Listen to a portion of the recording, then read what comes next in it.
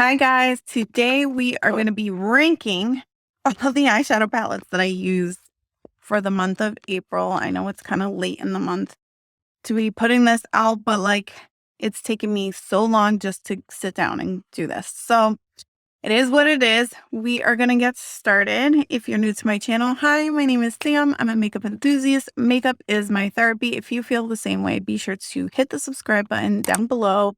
I am not a makeup artist. I am just a makeup enthusiast. And yeah, I'm just like you, buying lots of makeup and trying it out. I do a lot of first impressions. And yeah, let's get started in this. So, all right. So this was really hard. I feel like I'm being really honest when I say that none of these palettes were horrible. I actually like every single one of these palettes.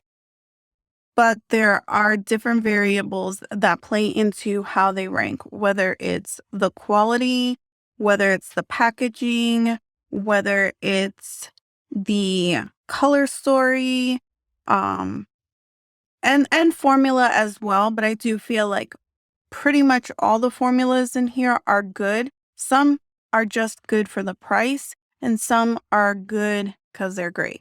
So let's get started. The last place palette is gonna go to the e.l.f. Dunkin Dozen eyeshadow collection. I actually did a video on this and I really enjoyed these palettes. As far as the price points and everything, I think these are good. They are way better than the bite-sized ones that they previously released because I feel like they're not as hard pressed, so you can actually pick up the shadows quite easily and they apply to the eye beautifully. The reason why it's the bottom is because they're obviously not the highest quality compared to some of the other palettes that I tried. Also, the color story is not my favorite. It's pretty much neutral shades. It's yellow, browns, a couple whites, pinks, and blue. So, and the pinks are really neutral pinks. They're not like poppy colors. So for that reason, it's placing in the last bit. The next one is the Wet n Wild Care Bears collection. I actually really love the packaging and I love the color story in here. I had no problem using this palette whatsoever, and I really do like it, but I do wish Wet n Wild's packaging was less plastic. The design and everything this would just look so much cuter on cardboard packaging. And yeah, I enjoyed this palette very, very much. I did a video on this as well, and I like it. I also think that the formula is just slightly better than what it costs, but I don't think it's like as good again to some higher end palettes that I have here, but it is very, very good for the price point. The next one is not a new palette, but I did get a lot of use out of it this month. This is a Makeup Revolution palette called Lil Crazy. I don't think they have this one anymore. This is part of their Suicide Squad collection, but it's a pastel palette, and I actually had a lot of fun playing with this palette. My only issue with this palette is that as beautiful and dimensional the shimmers are, they do crease a little on me more than some other ones. So that's why it's kind of lower than some other palettes here. But I really do enjoy this palette. I think it's a really perfect size and the color story is perfect for the springtime, honestly. So I had a lot of fun playing with this one. The next one, I'm surprised that it's here, honestly. But when I was going through all the palettes, I kind of felt like it is where it belongs. It's not a bad palette and a bad formula. It is the Winnie the Pooh Colourpop collab, Sweet as Can Be. I actually really think the packaging is stunning, and I would rank it higher if I was just going by the packaging. The formula inside is pretty decent, but I just felt like it was lacking a little something. I felt like the Star Wars, the Vader palette and pretty much all the other ones that I have like that, or the Tinkerbell one, had a better quality. The mattes were creamier and a little bit more pigmented, and the shimmers were more like shimmers. I feel like there's too many shimmery mattes in here. The matte shades are a little thin when you apply them, so you kind of have to take your time building it up, which is not the worst. It's not a bad formula. It's just not my preference. And the shimmers were just a little too subtle for me, if that makes any sense. I feel like they have formulas that are a little bit more metallic than the ones they put in here. And I also felt like the color story reminded me a lot of the Colored Rain Botanical Collection, which I think has better quality, and those palettes are only $16 a piece. So I feel like if I was comparing the color story, I would prefer the Colored Rain. This is just so freaking adorable, you know? All right. So the next palette in the ranking is my Beauty Bay Midnight palette. And the reason why this one is in this spot is because obviously the packaging is not super special. And the color stories, if I was comparing it to the other Beauty Bay one, the Earthy palette, this is definitely going to rank higher than that one because it is a little bit more dimensional, having purples and blues and going from very light to very dark.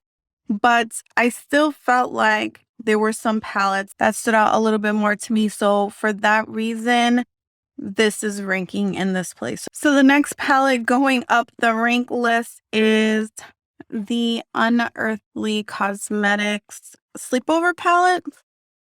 I did a video using this palette, and I have to say it's really, really pretty. The quality is gorgeous, and I like this color story. It has not too many shades in here, so you're not going to get overwhelmed. I do wish the pans were a little bit smaller just because I prefer smaller, not small palettes, but just not this size. But I do appreciate that you can use any of these shadows because they're so big, like as a highlighter or as a blush or anything like that, as like some kind of face palette situation. And they always kill it with the packaging. I just think this image on the front is just so adorable. Pink's my favorite color.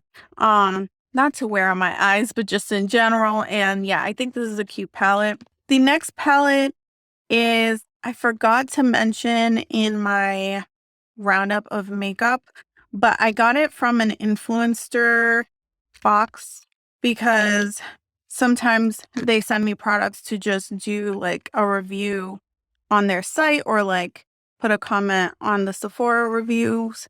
So this is the Tom Ford Cream to Powder in Tiger Eye. Let me take out the little plastic. And I really enjoyed this palette. It applied really, really beautifully. The only reason why this is lower, like more in the middle of the pack, is because the color story isn't that unique. It is a very neutral, safe color story, but I will tell you that the shadows are really, really beautiful and like luxurious feeling.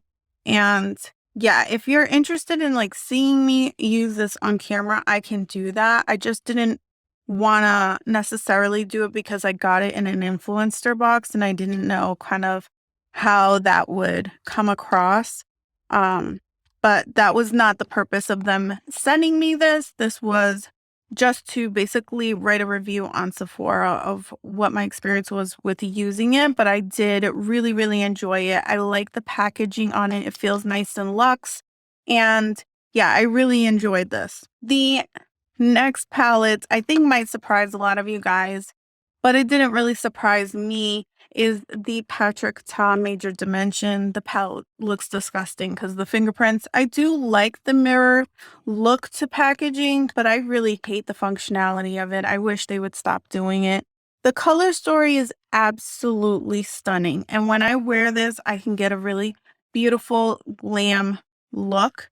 The problem is these cream shadows, as suspected, crease a lot on me, even with shadow primer and everything like that. And I do like the shimmer formula, but I do find like that the lighter shades that are a little bit more like toppery are just slightly drier, and so you kind of need to have a more sticky base to kind of get them to adhere to the eye. It's funny because you kind of need that cream base to kind of get those to really adhere to the eye, but that cream base allows it to move around a little bit too much. I do like it and I won't stop using it, but I just don't think that it is the best formula that's out there. I do like other, I feel like there's indie shadows that have that look and that vibe that don't require a base for it to adhere, that doesn't crease on me. So for that reason, that's kind of where it is.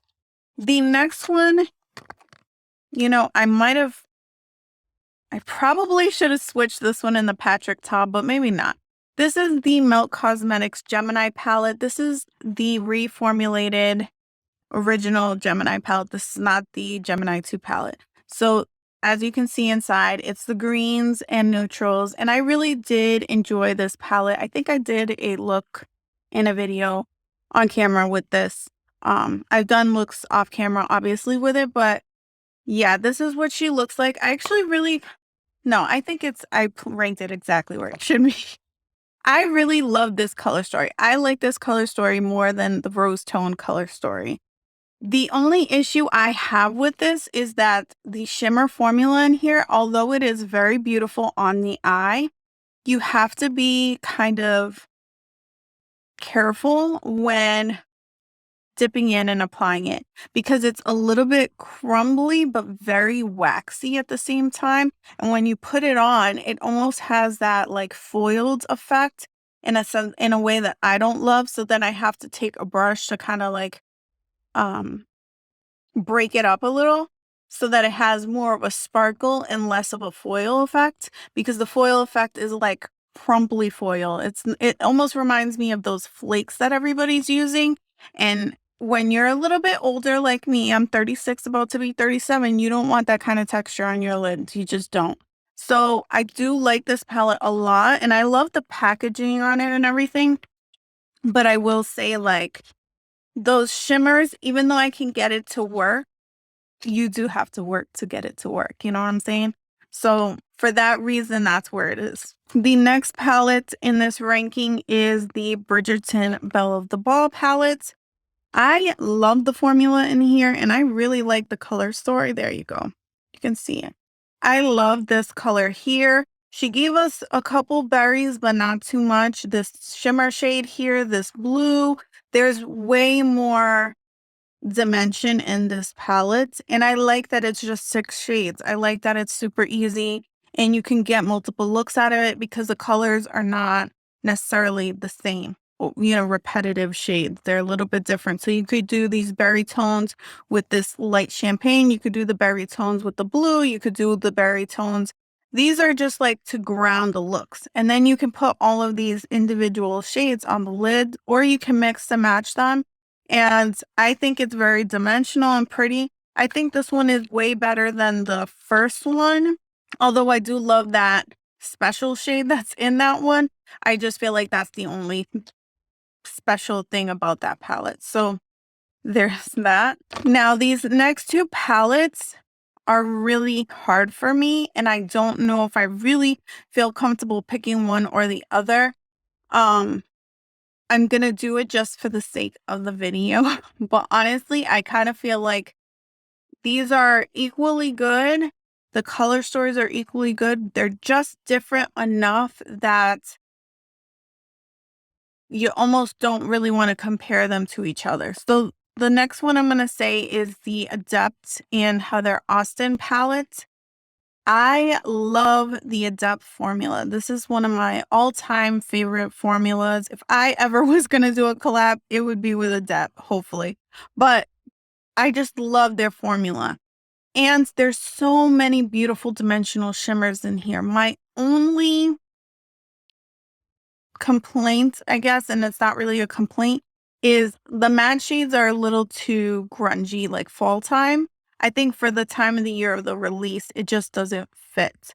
But overall, it's beautiful. Like, I love this palette so, so much, and the quality is 100% there. And the packaging is really, really beautiful. They have amazing packaging. So I really like this palette. I just feel like maybe like one less shimmer and like one more mid-tone matte would be like my, jam. But honestly, like there's not much to really change about here. That I really wouldn't change anything about it. I really like it.